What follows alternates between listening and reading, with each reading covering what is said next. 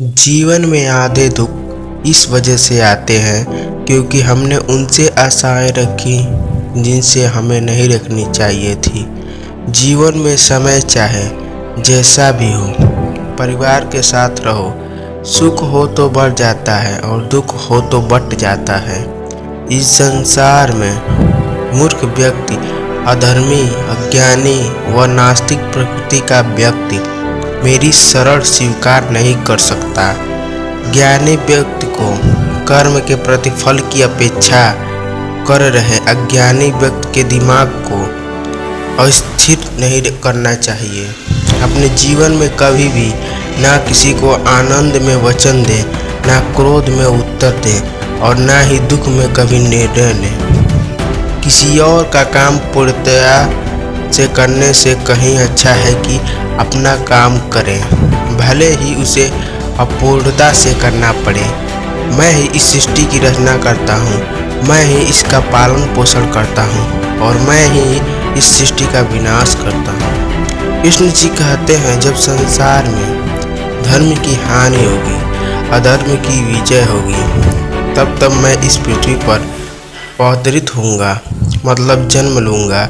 अमीर बनने के लिए एक क्षण संग्रह करना पड़ता है, किंतु अमर बनने के लिए एक कड़ पाड़ना पड़ता है। जिंदगी में सब कुछ खत्म होना जैसा कुछ भी नहीं होता। हमेशा एक नई शुरुआत हमारा इंतजार कर रही होती है। भगवान श्री कृष्ण कहते हैं, हे अर्जुन, मैं भूत, वर्तमान और भविष्य के सभी प्राणियों को जानता हूँ, किंतु वास्तविकता में कोई मुझे नहीं जानता। लोग कहते हैं अपनों के आगे झुक जाना चाहिए, किंतु सच बात तो यह है, जो अपने होते हैं वो कभी नहीं झुकने देते हैं। वह दिन मत दिखाना कान्हा कि हमें खुद पर गरूर हो जाए। रखना अपने दिल में इस तरह की जीवन सफल हो जाए। वह जो सभी इच्छाएं त्याग देता है, मैं और मेरा की लालसा तथा भावना से मुक्त हो जाता है, उसे शांति प्राप्त होती है। हमेशा छोटी छोटी गलतियों से बचने की कोशिश किया करो, क्योंकि इंसान पहाड़ों से नहीं पत्थरों से ठोकर खाता है। शांति से भी दुखों का अंत हो जाता है और शांत चित्त मनुष्य की बुद्धि शीघ्र ही स्थिर होकर परमात्मा से युक्त हो जाती है। अपनी पीड़ा के लिए संसार को दोष मत दो, अपने मन को समझाओ। तुम्हारे मन का परिवर्तन ही तुम्हारे दुखों का अंत है। श्री कृष्ण जी कहते हैं, एक बार माफ करके अच्छे बन जाओ, पर दोबारा उसी इंसान पर भरोसा करके बेवकूफ़ कभी न बनो। इच्छा पूरी नहीं होती तो क्रोध बढ़ता है और इच्छा पूरी होती है तो लोभ बढ़ता है। इसलिए जीवन की हर स्थिति में धैर्य बनाए रखना। अगर तुम अपना कल्याण चाहते हो तो सभी उपदेशों, सभी धर्मों को छोड़कर मेरी शरण में आ जाओ। मैं तुम्हें मुक्ति प्रदान करूँगा। जो हुआ अच्छा हुआ, जो होगा अच्छा होगा। स्वयं को मुझ पर छोड़ दो, अपने कर्म पर ध्यान दो। कर्म ऐसा जो स्वार्थ रहित, पाप रहित हो। कृष्ण ने दुष्टों को भी अपनी गलती सुधारने का मौका दिया, क्योंकि वो किसी मनुष्य को नहीं, उसके अंदर के बुराई को मानना चाहते थे। संदेह की स्याही से संबंध के पृष्ठ पर कभी शुभ अंकित नहीं होता। इसलिए अपने मन के विचार और शब्दों को आधार दोनों ही शुभ रखें।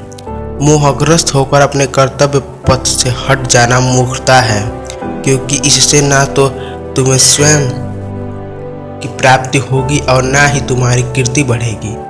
इस भौतिक संसार का यह नियम है, जो वस्तु उत्पन्न होती है कुछ काल तक रहती है, अंत में लुप्त हो जाती है, चाहे वह शरीर हो या फल हो। यदि कोई व्यक्ति प्रेम से, भक्ति से पुष्प, फल, जल भी मुझ पर चढ़ा दे तो उसी भाव से उसे स्वीकार करता हूँ। वह मेरा प्रिय भक्त है। उससे मत डरो जो वास्तविक नहीं है, ना कभी था ना कभी होगा। जो वास्तविक है हमेशा था और उसे कभी नष्ट नहीं किया जा सकता। अपने परम भक्तों जो हमेशा मेरा स्मरण या एक चित्त मन से मेरा पूजन करते हैं, मैं व्यक्तिगत रूप से उनके कल्याण का उत्तरदायित्व तो लेता हूँ। जन्म लेने वाले के लिए मृत्यु उतनी ही निश्चित है जितना कि मृत होने वाले के लिए जन्म लेना।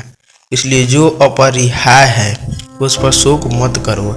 श्री कृष्ण जी ने कहा है, अगर तुम्हें किसी ने दुखी किया है तो बुरा मत मानना।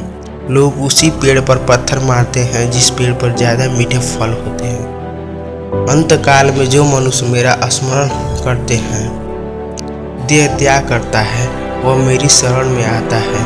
इसलिए मनुष्य को चाहिए कि अंतकाल में मेरा चिंतन करे। यह सच बात है कि भूल करके इंसान कुछ सीखता है, परंतु इसका यह मतलब नहीं कि वह जीवन भर भूल करता रहे और कहे कि हम सीख रहे हैं।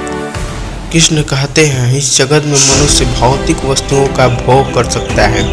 अगर वे चाहे तो सब कुछ छीन सकते हैं। मनुष्य कुछ भी